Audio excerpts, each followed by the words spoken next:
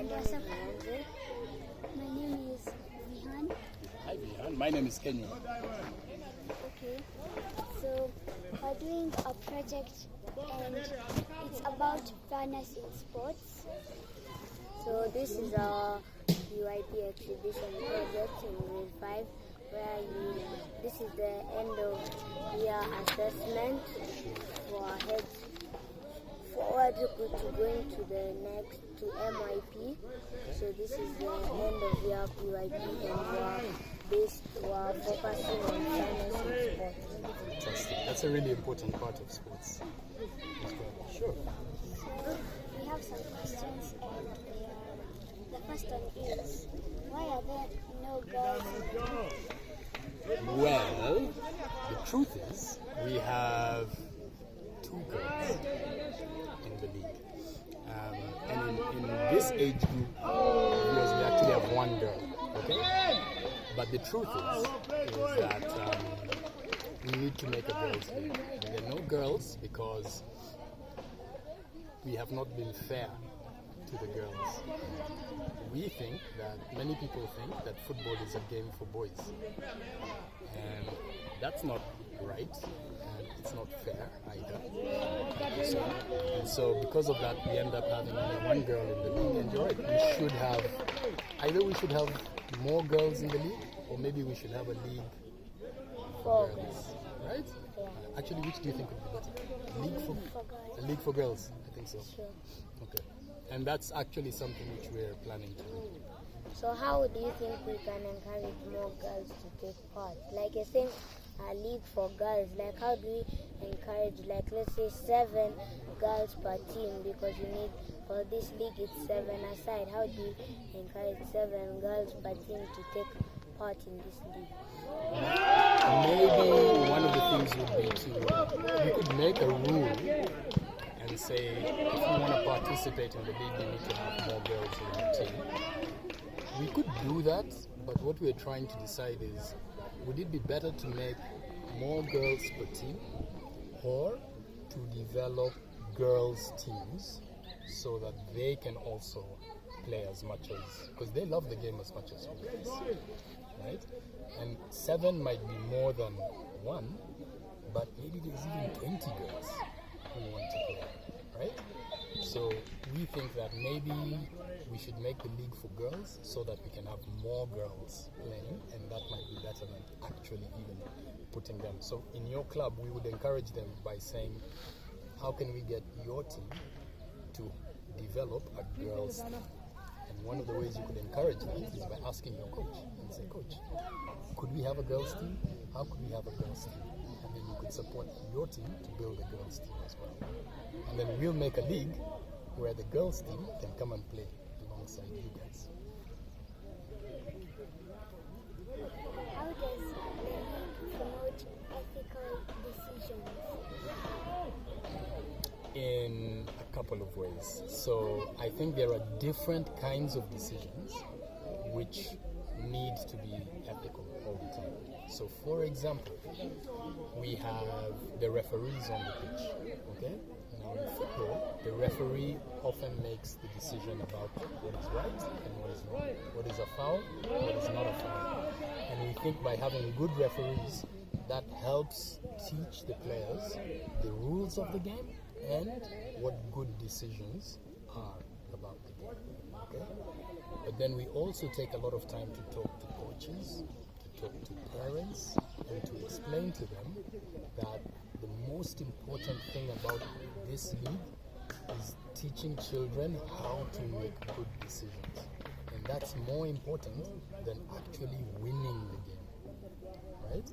I would prefer it if you learned what are good decisions about what you eat, about how you sleep, about making friends, about making fouls, about being on time, about being fair. And we feel it's more important to teach the kids and to teach the players about how to make good decisions. That's more important than actually winning games. So that's something which we share with coaches, with referees, with parents, with players, and we actually say that question, making good decisions and ethical decisions, that's the most important part of the league. So how does the league promote opportunities for social change? Social change. I think one of the ways we're doing that is, let me give you an example. Did you walk to the league today? How did you come? With a car, right? Mwanzi, how did you come? With a car. And who did you play today? Ligidogo, right? And there's players in Ligidogo who also play with cars. But there's some players whose parents don't have cars, right? And they had to come walking, right? But you might find that those players who parents don't have cars and those players who have to walk, they get a chance to meet and to play and to develop relationships on the field.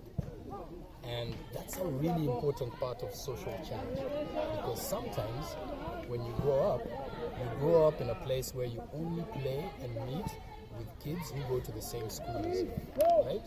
Or with other kids whose parents have cars. And the kids who come from places where they don't have cars or maybe they don't have a lot of money, they only stay in those places as well. But now when you play football together, you all get to meet. And everybody is equal, okay?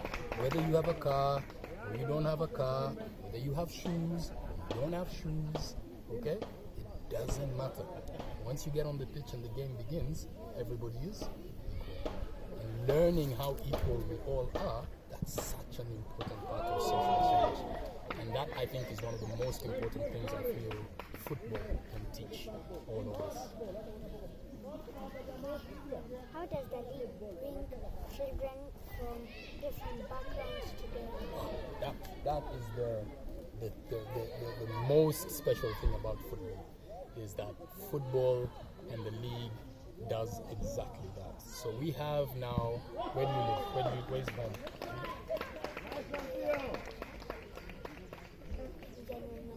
In general, I think. Okay, so you can have people who come from Parklands, Westlands, Dandora, Dagoretti, Lavington, Kayole, all over Nairobi. We have kids who come from all across the city, right? And they're all playing together in one place, okay? And there's not many chances for children to get to interact like that, okay?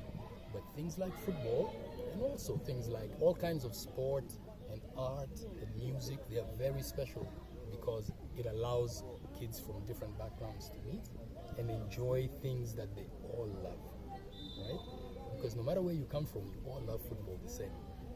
Yeah? And so what the league does is it allows all of you to realize, it doesn't matter where I'm from, it doesn't matter who my parents are.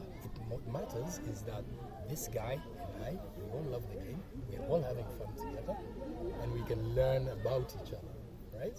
And we can grow together. So that is just a very special quality of football. We thought that the league would be a great way of bringing you guys together with different players. So how does the league reduce discrimination? It reduces discrimination by teaching children early that they are equal with each other. Sometimes some of us guys, we grew up and maybe we didn't have a chance to interact with other kids in the same way. And so we only learn about discrimination and ways in which discrimination happens when we're older, okay? But I don't want you to wait until you're an adult to learn those things. You can learn all of them right now. And what will happen is it means by the time you're an adult, it will be normal for you. You will know that discrimination is one of the worst things in the world, and you don't accept it, and you have the ability to change it. And the only way to really change it is together with other people, right?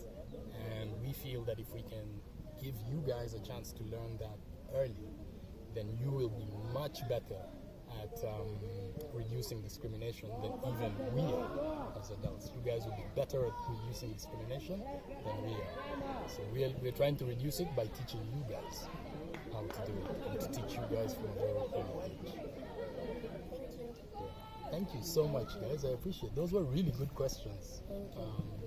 I'm happy you shared those with me. Right?